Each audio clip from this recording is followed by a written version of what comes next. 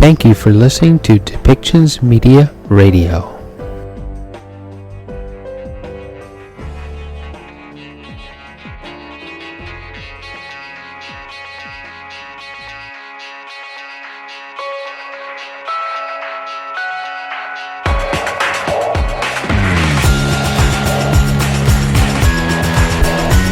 Welcome to Policy and Rights, the show about government policy and human rights.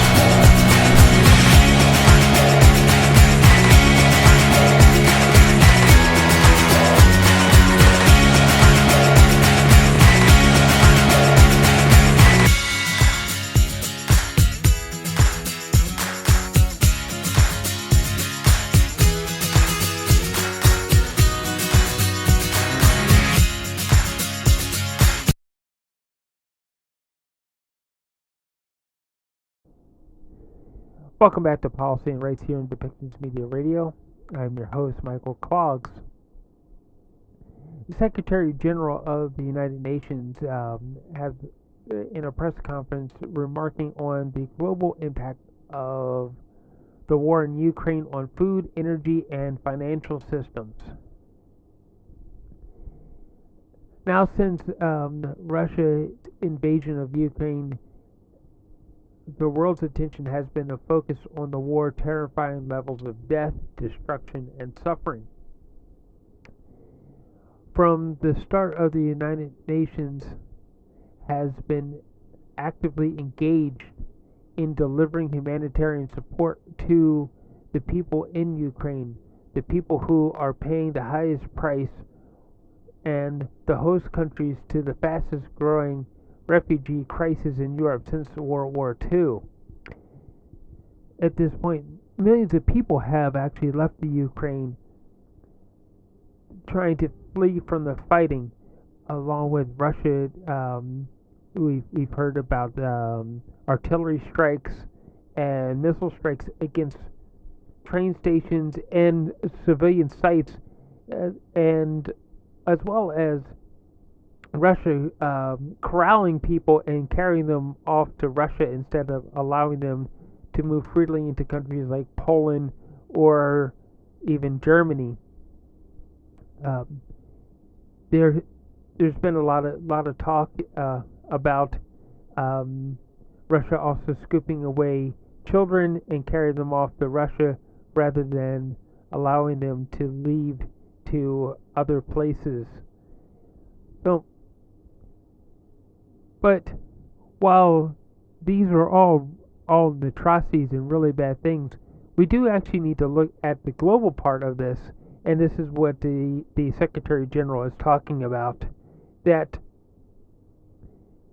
there is a price being paid because Ukrainian and Russian farmers are now being diverted away from growing grains and wheat for global efforts, that they're growing the grain simply for the war effort that's happening between the two countries. Ukrainian farmers may not even be able to get a crop into the ground or harvest a crop because of the war and the dangers that are happening in their country.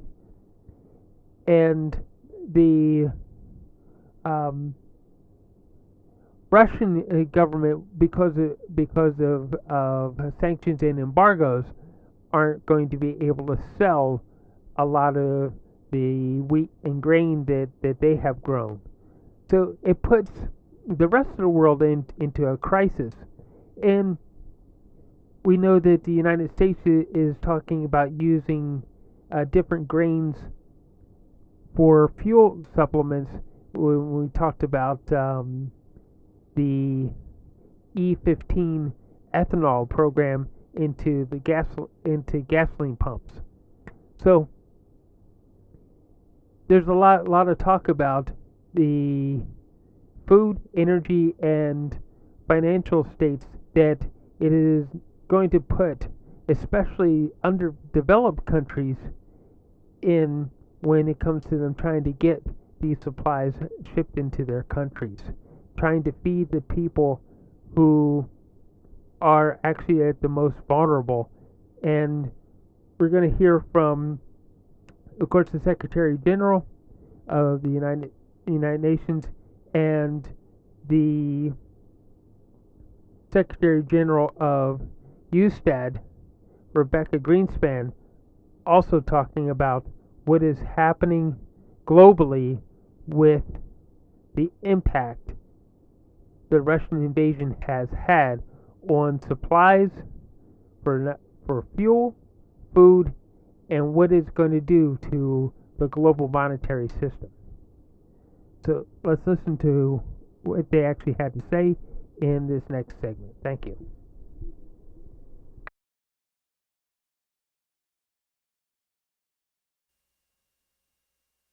Good afternoon. We're delighted to be joined by the Secretary General, by the Deputy Secretary General, and by Rebecca Greenspan, the Secretary General of UNCTAD. We are here to launch the report, Global Impact of War in Ukraine on Food, Energy, and Finance Systems.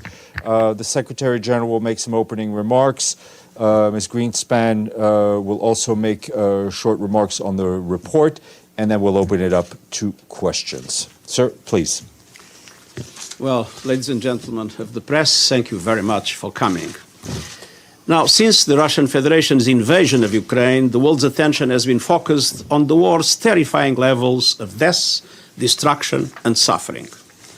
And from the start, the United Nations has been actively engaged in delivering humanitarian support to the people in Ukraine, the people that are paying the highest price, and to the host countries of the fastest growing refugee crisis in Europe since the Second World War. But less attention has been paid to the global impact of the war in all its dimensions, in a world that was already witnessing increased poverty, hunger, and social unrest. The war is supercharging a three-dimensional crisis: food, energy, and finance, that is pummeling some of the world's most vulnerable people, countries, and economies. And all this comes at a time when developing countries are already struggling with the slate of challenges not of their making: the COVID-19 pandemic, climate change, and the lack of access to adequate resources to finance the recovery in the context of persistent and growing inequalities. We are now facing a perfect storm that threatens to devastate the economies of many developing countries. And that is why, in the earliest days of this war, I established the Global Crisis Response Group on Food, Energy and Finance, facilitated by a task team in the UN Secretariat, reporting to a steering committee involving all UN agencies and international financial institutions. Today, we are launching the task team's first report. And I'm joined by the Secretary General of UNCTAD, Rebecca Greenspan, who coordinates the task team, and by the Deputy Secretary General, who presides over the steering committee. Ms. Greenspan will go through the recommendations, but I want to highlight two overarching points made crystal clear in this report. First, the impact of the war is global and systemic. As many as 1.7 billion people, one-third of whom are already living in poverty, are now highly exposed to disruptions in food, energy, and finance systems that are triggering increases in poverty and hunger. 36 countries count on Russia and Ukraine for more than half of their wheat imports, including some of the poorest and most vulnerable countries of the world. And prices were already on the rise, but the war has made a bad situation far worse. Wheat and maize prices have been very volatile since the war began, but are still 30% higher just since the start of the year. At the same time, Russia is a top energy supplier. Oil prices are up more than 60% over the past year, accelerating the prevailing trends. The same goes for natural gas prices, which have risen by 50% in recent months. And fertilizer prices have more than doubled. As prices climb, so does hunger and malnutrition, especially for young children. Inflation is rising, purchasing power is eroding, growth prospects are shrinking, and development is being stalled, and in some cases, gains are receding. Many developing economies are drowning in debt, with bond yields already on the rise since last September, leading now to increased risk premiums and exchange rate pressures. And this is setting in motion a potential vicious circle of inflation and stagnation, the so-called stagflation. The report also shows that there is a direct correlation between rising food prices and social and political instability. Our world cannot afford this. We need to act now. And that leads to the second point, clearly demonstrated by this report. We can do something about this three-dimensional crisis. We have the capacity to cushion the blow. And the report offers more than a dozen recommendations, but I would boil down the messages to three fundamental points. First, we must not make things worse. That means ensuring a steady flow of food and energy through open markets. It means lifting all unnecessary export restrictions, and this is not the time for protectionism. And it means directing surpluses and reserves to those in need, and keeping a lid on food prices and calming the volatility in food markets. Second, we can maximize this moment to push for the transformational change our world needs. Look no further than the energy crisis. In the immediate term, countries must resist hoarding and release strategic stockpiles and additional reserves. But now is also the time to turn this crisis into an opportunity. We must work towards progressively phasing out coal and other fossil fuels and accelerating the deployment of renewable energy and a just transition.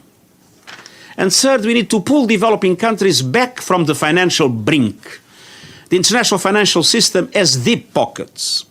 I've been strongly advocating for its reform, but developing countries need help now, and the funds are there. So we need to make them available to economies that need them most, so that governments can avoid default, provide social safety nets for the poorest and most vulnerable, and continue to make critical investments in sustainable development. This is not a crisis that can be solved piecemeal, country by country. This global and systemic emergency requires global and systemic solutions. And the report includes concrete recommendations for international financial institutions to increase liquidity and fiscal space. As we approach the spring meetings of the World Bank and the IMF, we need political will and leadership. Resources are available. We must speak with one voice. Action today will prevent suffering tomorrow. Dear friends, above all, this war must end. The people of Ukraine cannot bear the violence being inflicted on them, and the most vulnerable people around the world cannot become collateral damage in yet another disaster for which they bear no responsibility. We need to silence the guns and accelerate negotiations towards peace now, for the people of Ukraine, for the people of the region, and for the people of the world. Thank you. Rebecca. It's on. That's all. Thank you very much, Secretary General, for your words, and most importantly, for raising your voice for the developing countries and the people that are suffering the consequences of this consecutive crisis, and for establishing the Global Crisis Group on Food, Energy and Finance, and the Steering Committee, the DSG, and the task team.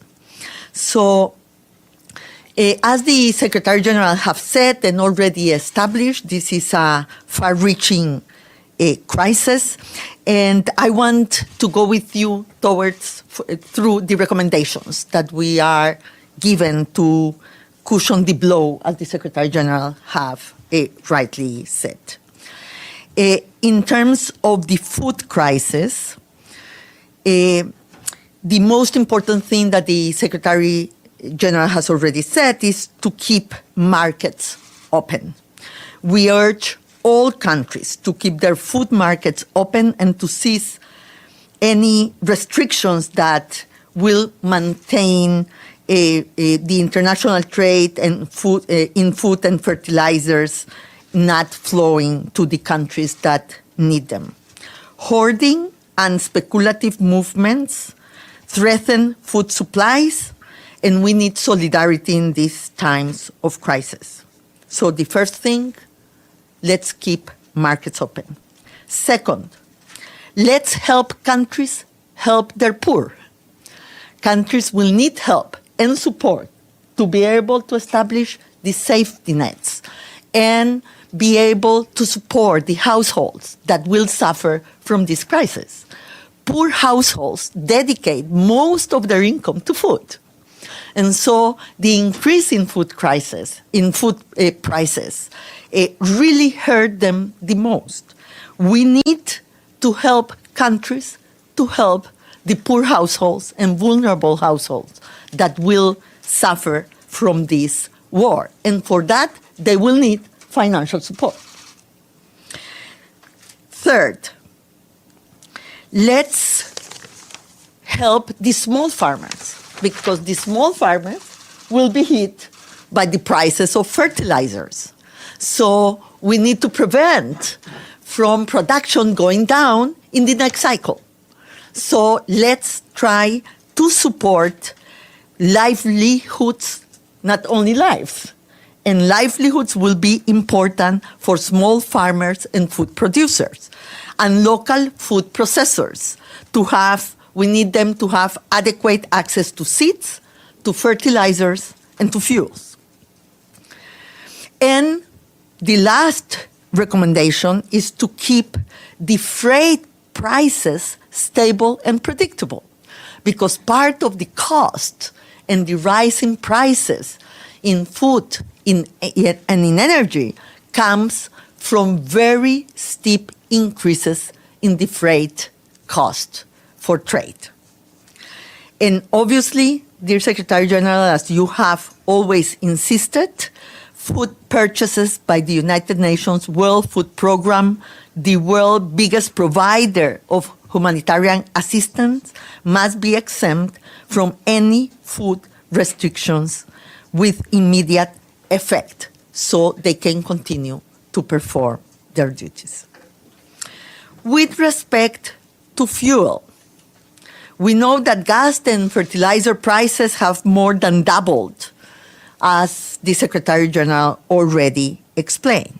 So we urge governments to continue a coordinated approach to make strategic reserves available to the global market. And where possible, we must reduce the use of wheat for biofuels, because we will need wheat for food. We must ensure support for the vulnerable countries and vulnerable populations who must be able to afford fuel. But let's try to support them by giving to people the resources they need to be able to have access to energy, because universal subsidies to fossil fuels will be very difficult to bring down afterwards. So let's help people and households, and not, people that not necessarily will benefit from it. In finance, and let me go for another very important recommendation, and is that we demand more efficient energy consumption that will help drive the energy transition. We demand more ethical behavior from all of us so we can push and use this opportunity for the energy transition, and not, like the Secretary General said, see regress in terms of more sustainable energy sources. We can do more with less. We can have more sustainable behavior to accelerate the transition. So now let's go to finance. As the Secretary General said, we are on the brink of a global debt crisis. We already have seen that in several countries already. Yesterday, we had the default of Sri Lanka, and other countries are already asking for help for their debt crisis. We have to prevent another lost decade for developing countries. So we need to enact immediately in the international financial system, the International Monetary Fund and the World Bank, to do everything possible to ensure more liquidity to the countries, making use of the already windows that they have for fast disbursement, for emergency. Let me say that they have done that before. They have done that in the crisis of the pandemic of COVID-19. So we need them to do it again. We need them to put those windows very quickly to be accessed by the countries that really need them. We also call on the International Monetary Fund to increase and maintain access limits for rapid financial assistance, increase the annual access limits to the rapid credit facility and the rapid financing instruments to crisis levels, and extend the existing cumulative access limit towards 2024. Because many countries already use a lot of their quota in the former pandemic. You said precisely, Secretary General, that this comes on top of climate change and this comes on top of the pandemic, the crisis that these countries suffered with the pandemic.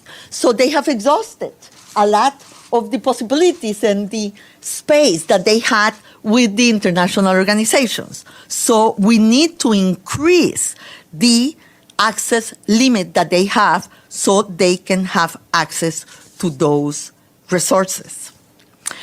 And we need to suspend interest rate surcharges for at least 2 years, because this is a global pandemic. It doesn't make sense to charge countries a surcharge in interest on a global crisis that they didn't enact it. That is not bad behavior. That is not their immediate responsibility. So it doesn't make sense to have these surcharges that are a factor that deepens the problem that these countries are going through. And for sure, we need to operationalize very quickly the resilience and sustainability trust that the IMF has proposed. And let me be clear on this, because these are instruments that are already there, that they can use immediately, that only need flexibility and political will to be for them to be put into operation very quickly. So the RST, the Resilience and Sustainability Trust that the IMF has proposed, is a very important instrument. So we need that to be operationalized immediately. And we need to raise our voices for the countries that have the special drawing rights and don't need them, to give them to the Resilient and Sustainability Trust. There are $400 billion equivalent dollars, yes, in special drawing rights that are in the hands of countries that don't need it. This is a very large sum of resources. So we need the countries, and we pledge the countries to really give those SDRs to the IMF so the Resilient and Sustainability Trust can really be there for the access of the developing countries that will need it in this present crisis. And we have to support the debt initiative that was approved in the G20 for the low-income countries, but that has not been extended. The SSI has to be extended for all the low-income countries immediately, precisely for debt relief, because debt issues need to move higher in the political agenda. Political will and international leadership are essential to do that. And we need really to avoid a domino effect in terms of debt, because debt is piling up in many of these countries because of the successive crisis. And finally, if you allow me, Secretary General, to really claim for instruments of climate and nature debt relief. There is a clear opportunity to learn from the past and be able to go for and scale up a comprehensive, large-scale debt relief linked to improve climate adaptation and mitigation in the context of food security, precisely because of the war in Ukraine. And finally, a revised and implementable G20 common framework for debt treatment is needed urgently to provide timely debt restructuring to countries in need. Many of these initiatives are there, but they have not been able to be in the quantum that the world needs, because we didn't think that the pandemic will last for 2 years and not for one. We didn't think that there will come another crisis on top of COVID-19, that is the war in Ukraine, with these increases in prices of food and energy. So we need to scale up the instruments that we already have to be able to give the countries the relief to cushion the blow, like the Secretary General has said, to really help developing countries to go through this crisis. This is not a crisis of one or two countries. There are 107 countries that have exposure, severe exposure, to at least one of the dimensions of this crisis, to the increase in food, or to the increase in energy, or to the increase in tightening conditions in finance. And this says that these 107 countries can get into an unstable economy and an unstable political blow because of this severe exposure to one of these three-dimensional crises that we are suffering. And from those 107, Secretary General, as you said, these 107 countries, 69 countries have exposure, severe exposure to the three dimensions. They are severely exposed to food increases, price increases, severely exposed to increases in energy prices, severely exposed to very difficult financial conditions with no fiscal space and with no external financing to cushion the blow on the most vulnerable, on the poor.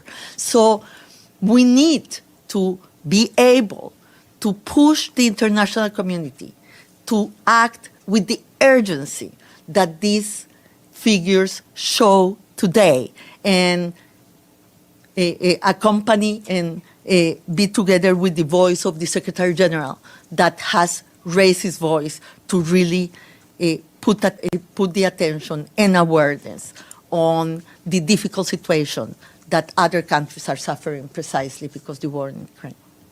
Thank you. Thank you very much, Rebecca. We'll go to Edie Lederer, Associated Press. Mr. Secretary General, Madam Deputy Secretary General, and Ms. Greenspan, thank you very much for doing this briefing on behalf of the United Nations Correspondents Association. Welcome. Mr. Secretary General, you've talked about the need for political will and leadership. What actions are the United Nations taking to generate this political will and leadership to address these issues quickly?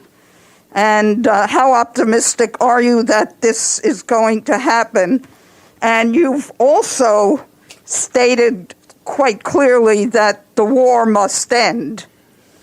Yet Yesterday, we heard the president of Russia saying it isn't going to end until their goals are met, and basically ruling out negotiations. So what's happening with your effort to get a humanitarian ceasefire?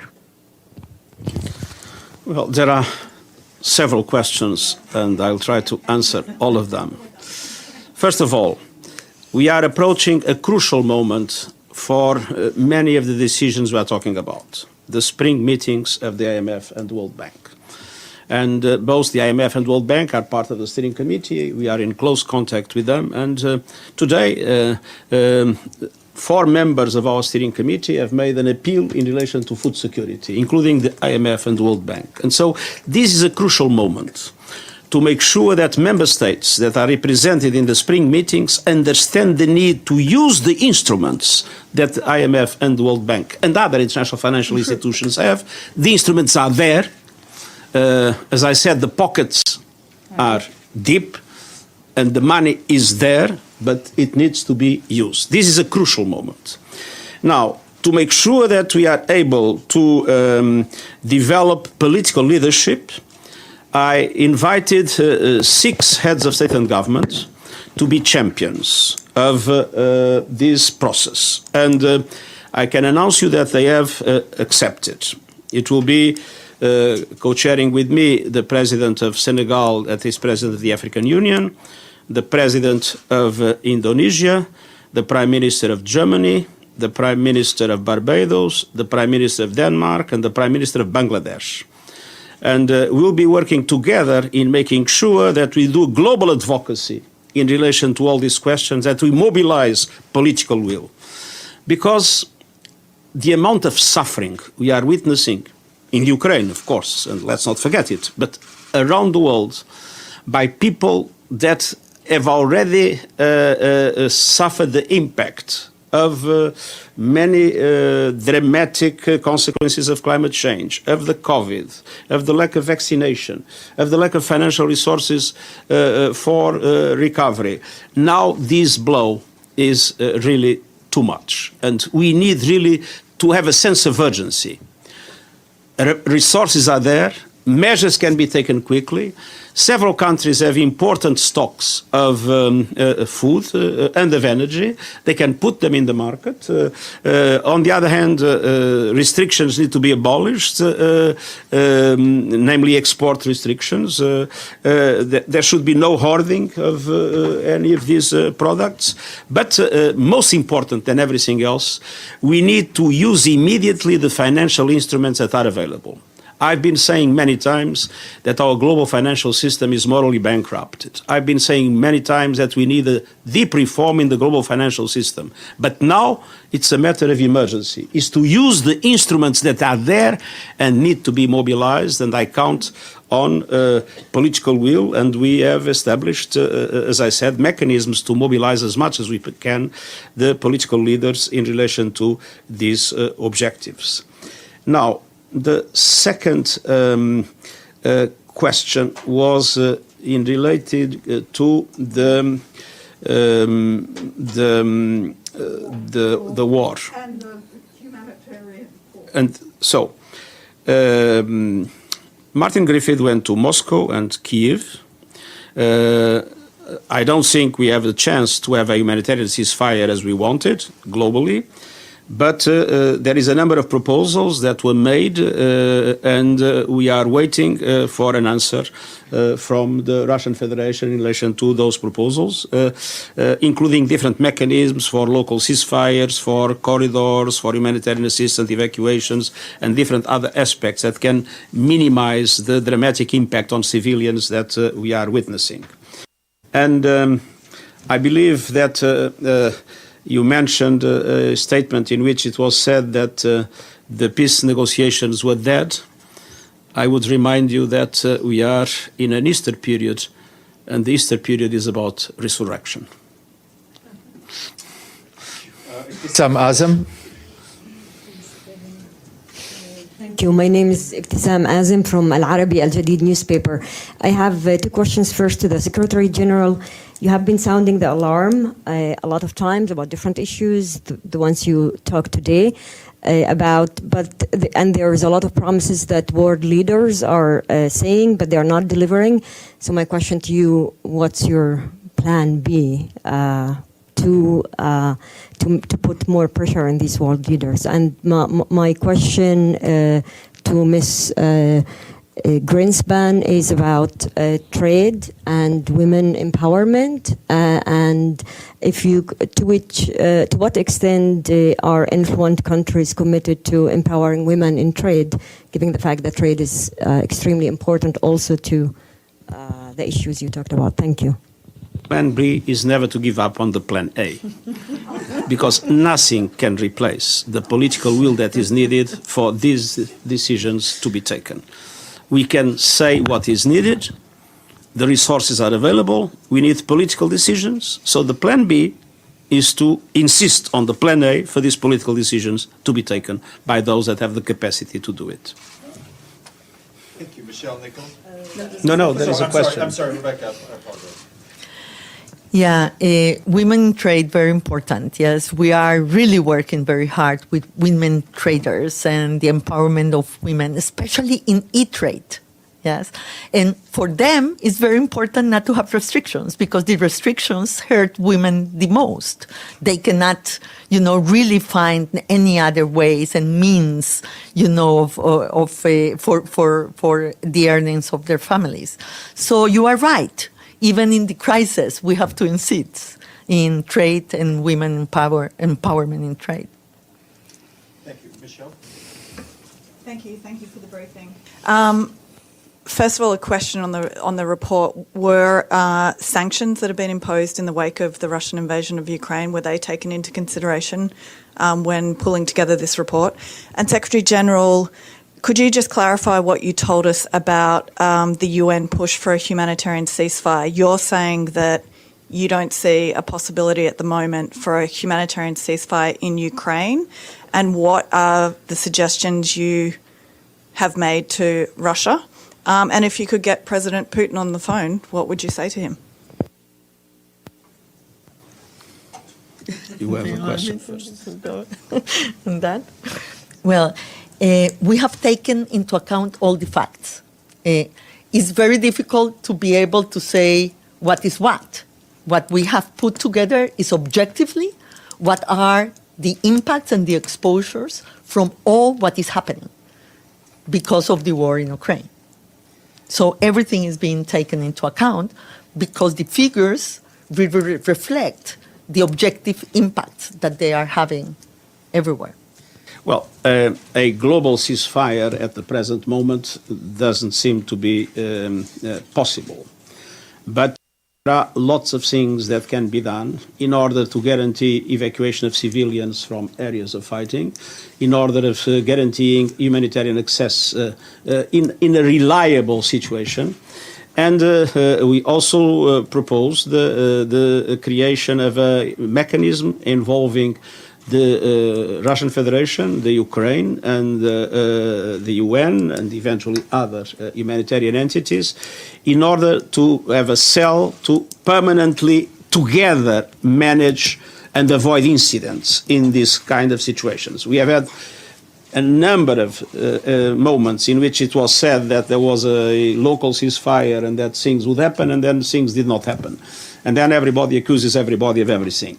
Instead of this, what we need is to bring the parties together and to manage together situations like these, to make sure that we have adequate evacuations, to make sure that we have adequate humanitarian access to the populations in need. Thank you. The Putin. I mean, the most important message is that we need to silence the guns and we need to have a serious negotiation to achieve peace. You said a global ceasefire. Sorry? You referenced a global ceasefire. Do you mean a ceasefire in Ukraine is not possible? At the present moment, a global ceasefire in Ukraine doesn't seem possible. That was our appeal for humanitarian reasons. but it doesn't seem possible. Beytul Anadolu. Thank you, Mr. Secretary General. Beytul Yürük. With Western nations supporting Ukraine and China taking side with Russia, do you think the world is going into another Cold War? And how do you think this war will reshape the future of the international order? Thank you. Well, I'm not sure that things are exactly as you described, but I would say that at the present moment, I want everybody united in relation to support the people in need. We'll talk about the international order afterwards. Now we have people in desperate need in many parts of the world. They are not interested in knowing what is the future of multilateralism. They are interested in having the financial support and the support in relation to the food and energy crisis that they require. Afterwards, there will be a very interesting and important discussion, and I think our common agenda is about it, how we can strengthen multilateralism and avoid the kind of divisions that you mentioned. Sherwin Bryce Peace, South African Broadcasting. Thanks, Steph. Thank you, SG. Ms. Greenspan, my question is going to be for the Deputy Secretary General, who hasn't said a word during this briefing. DSG, let's talk particularly about Sub-Saharan Africa, a region you are very familiar with. What are the implications of this report if they are not implemented in terms of these recommendations? What are the implications for a region where the SG has talked about coups being back, you have staggeringly high youth unemployment, political instability, where it's very easy to break the camel's back? What are the risks here for Africa, Sub-Saharan Africa in particular? Thank you, Sherwin, for reminding me I kept quiet for once. Now, this is very serious for Sub-Saharan Africa, and given the context that we see there, it's more than just the conflicts, it's also the climate crisis. So this multitude of crises that are happening in the region, this report gives us, again, the solutions to acting now with the instruments that we have. Otherwise, there will be even more instability. There will be even more crisis as we see it, and that crisis will go beyond borders. So for us, when you hear Rebecca talking about the 69 that are severe, all three, this is what Sub-Saharan Africa will be prone to. But right now, we have the countries that are just one crisis. We need to prevent that one from becoming the three on food and energy and on the financing. So solutions here. There are immediate meetings where actions can be taken. The SG's Champions Group are voices of leaders who can convince their colleagues to take these actions where they can. And for us, it's about making sure those recommendations are practical, they're doable, and they are taken with a sense of urgency, lest what the fallout of this becomes one of several billion people. It's over 1 billion in Africa, but it will go beyond the borders. Thank you. Greg, sorry. If I may, with severe or significant exposure to this crisis, I'm talking about the most dramatically impacted countries. We have 25 countries in Africa. Now, the risks for the African continent and for peace and stability in the African continent, beyond the risks for hunger and poverty of the African people, are now extraordinarily expanded. And we have, of course, a particular concern about Africa, in which the Deputy Secretary General has been leading. We have a process of developing a comprehensive strategy for the African continent more in general. But in relation to this crisis, Africa is particularly targeted. Gregory, TASS News Agency. Thank you very much. Secretary General, I'm wondering, given the fact that the World Food Programme has warned about hunger on 2020 and the last year, why this group is creating only right now? And some experts consider this current food and energy crisis as a result of lack of investment in traditional source of energy.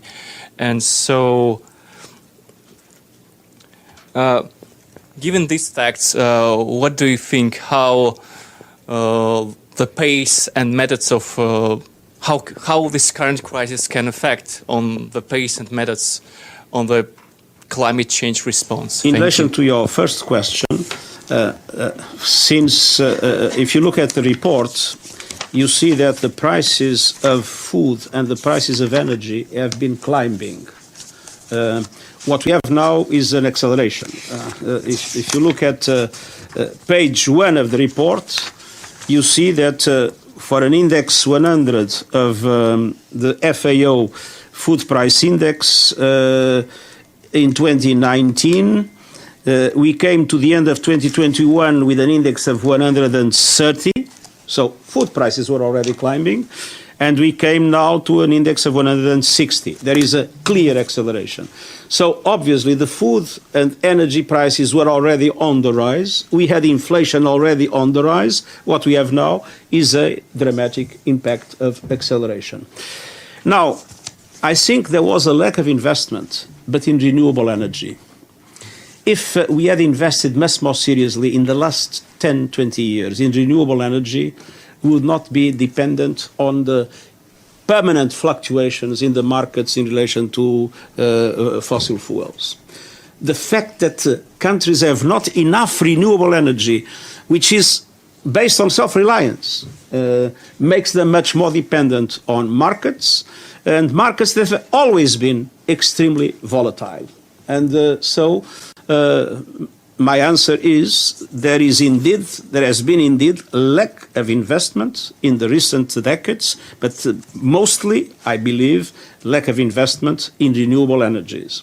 And there were many interests that, of course, were opposing that investment, and that is probably the reason why it has been so slow, and that is the reason why now we see countries rushing to understand that we need a world much less dependent on resources that cannot be replaced. I mean, that one day will be exhausted. I'm Falk, CBS News. Thank you so much. So a follow-up for DSG Mohammed from Sherwin's question. You mentioned world leaders. Who's on board with this? I mean, in terms of the grand assistance, we've seen numbers, but how much is that coming? How much are people actually paying their pledges? And then to the two SGs, and maybe you can answer this too. How much are the IFIs on board? I've gotten through most of the report, and you say the IMF, the World Bank, are they signed on? And has there been any consideration of alternate currencies, cryptocurrencies, things like that? Just curious. Thank you. Thank you. Well, I mean, you can see from the voices that we have of those in support, and the 6 world leaders that the SGs talked about, and having the presidency of the G20 is not a small leadership involved in that. Right now, what we're seeing is that the resources are not going towards stemming the tide of this crisis, and that's what we need to see, that it does. We don't see ODA go into military expenditure, but that we see that it's additional if it's to protect lives, and that we need, to keep the ODA, to keep the foreign direct investment, to keep all the tools that we have existing that Rebecca has talked about in play. Let's see what happens in the spring meetings, because the spring meetings are an important signal as to whether this crisis is going to be taken seriously or not. It's doable. It is immediate. And it will send the signals of the engagement and the traction for wanting to avoid a global crisis, and that's what we're trying to do right now. No, we are obviously in permanent consultation with the IMF and World Bank, but the IMF and World Bank people, like the UN Secretariat, they depend. The UN Secretary depends on the Security Council and the General Assembly, and the IMF leaders depend on their boards. And what we need now is the boards of the institutions, and in general, those that have power to act, allowing for instruments that are available. We are not suggesting anything new. We are only suggesting that instruments that are available to be effectively put in action. Can I also just add that it's not just the IMF and the World Bank. We also have the heads of all the regional development banks, and this is important because this is going to happen in every region and country in the world. And so having them on board as well has been very helpful, and they have been working with Rebecca in the task team.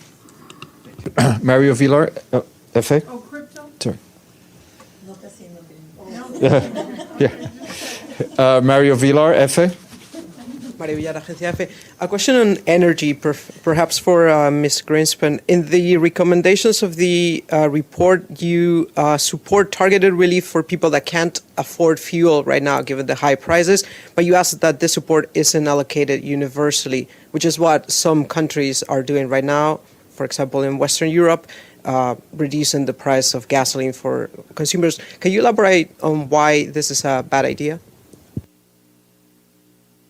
Yeah, we understand that people need support right now, but we would like the support to be targeted and not universal subsidies to fossil fuels, because they are very difficult to then take away, and they will preclude to really accelerate the transition towards renewable energy and new and clean forms of energy. So we already have many experiences on this. Yes, we know what universal subsidies do. And we know also how effective can be when you have a good system that is designed to help the people that needs to have access to energy. That is a much better way to do it right now. And if I may, this impact, the report is targeted at developing countries. And some countries, some developed countries, have fiscal space to do whatever they want. But there are many developing countries that simply have no fiscal space to use universal instruments, and that need to be able to use the very narrow fiscal space to support the most vulnerable people. So I think it's important to see that there are completely different perspectives. I was Prime Minister of a country, and I know what it is to act when there is fiscal space and what it is to act when there is no fiscal space. It's completely different. Linda Fasulo, NPR. This question is for Mr. Secretary General. You discussed the severe food crisis around the world, particularly in the poor countries. I was wondering if the UN has a policy in terms of purchasing food and energy from Russia to provide humanitarian aid to the poor countries. And also, since the UN is a great proponent of targeted sanctions, at least when, of course, there are UN sanctions, do you have a view, or I don't know what the status is in terms of the Russian people, in terms of Russia being able to buy humanitarian supplies, whether it's medical supplies or anything else? Of course, we are concerned with the needs of vulnerable people everywhere. And in relation to the procurement policy of the World Food Programme, the procurement policy of the World Food Programme is based on its rules, and it is done. We all recognize that it is done in the best possible way. Unfortunately, the World Food Programme was buying 50% of its food from the Ukraine, and there is no way you can take those 50% out of the Ukraine at the present moment. Linda Fasulo. Celia Levine. Yeah. Mr. Secretary General, what do you say you talked about Africa earlier, what do you say to African countries that are saying the war in Ukraine is not our war, but we are going to pay a high price? We say to them that the war in Ukraine affects everybody, so it's also their war. But I have to say that I understand the grievances of those that in many moments felt there was no international solidarity with them. So the best way is simultaneously to make developed world understand that it's important to support developing world in times in need, for developing world also to be able to assume that a situation like the war in Ukraine is also their situation. Last question, Philippe Rotter, AFP. Which is, we need global solidarity in all directions. Thank you. Question from Mr. Gutierrez. Do you see genocide ongoing in Ukraine? Well, genocide is strictly defined in international law. And for the UN, we rely on final legal determination by appropriate judicial bodies. So we are deeply concerned with violations of human rights. I've been saying it time and time again. We are deeply concerned with the dramatic impact of the conflict in this regard. But we leave the definition of whether there is or not a situation of genocide to the judicial bodies that are relevant in this regard. And by the way, there is an investigation of the International Criminal Court taking place in the Ukraine at the present moment. Thank you. Thank you very much. Thank you. Thank you. Thank you, everyone.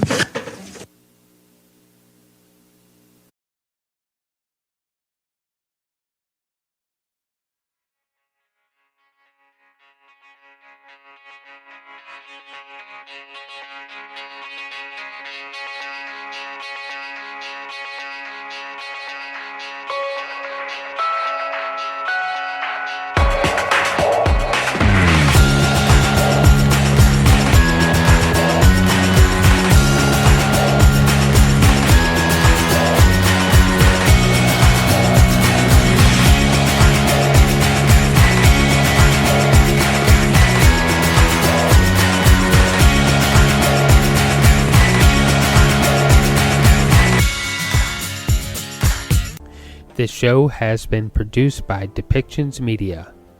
Please contact us at depictions.media for more information.